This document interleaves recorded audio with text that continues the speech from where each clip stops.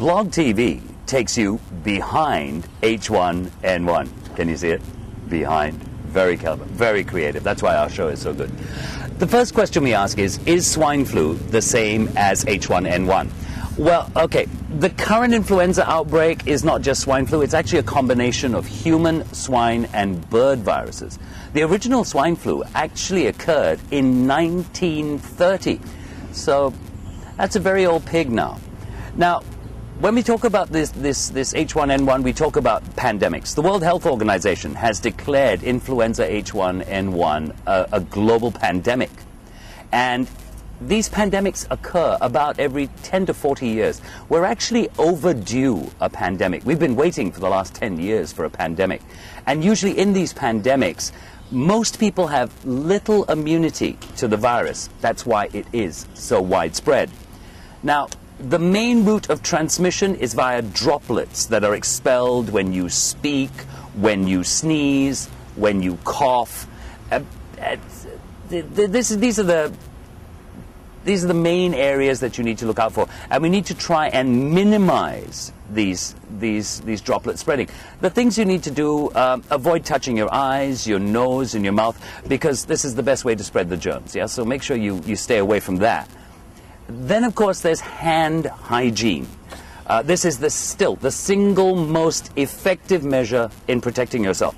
The magic formula is soap, warm water, and scrub for 20 seconds. It really doesn't take that long, yeah? Now, also, did you know that the influenza viruses, after a powerful, say, achoo, can stay alive on things like books, on doorknobs, your phones, for anywhere from 2 to 8 hours. That's an awful long time. And you know what this means, right? Someone sneezes on a table. You then touch the table. After that, you touch your nose, your ears, your eyes. You've got major problems, really. Now, the other thing is water. Do we need to hang up our swimsuits? Well, the good news is that there's no documented cases of influenza, the virus infection, actually being associated with water exposure. However, in recent studies that have been demonstrated, chlorine levels recommended by CDC are actually sufficient to disinfect H5N1.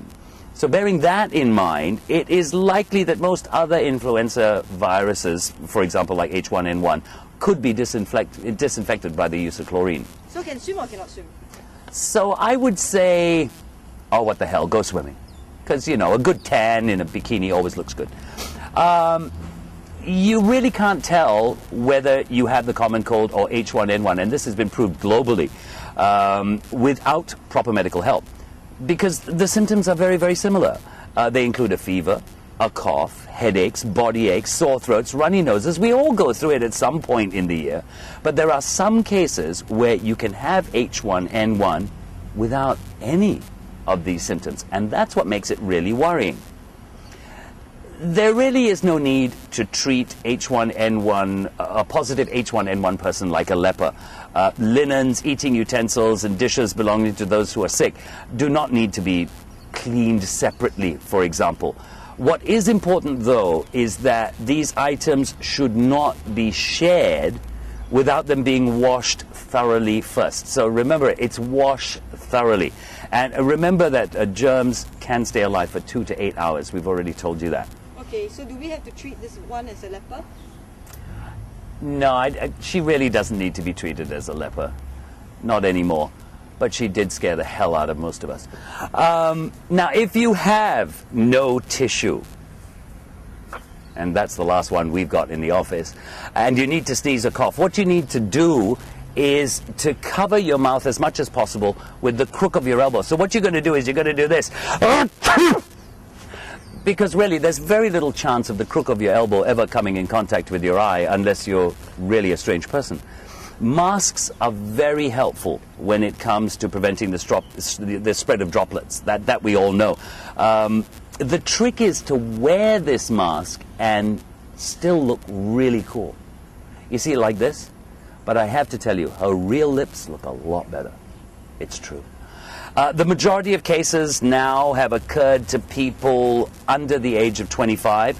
So far, BeH1N1, the largest number of confirmed and probable cases has occurred to people between the ages of 5 and 24. So I'm 53. Does that make me safe?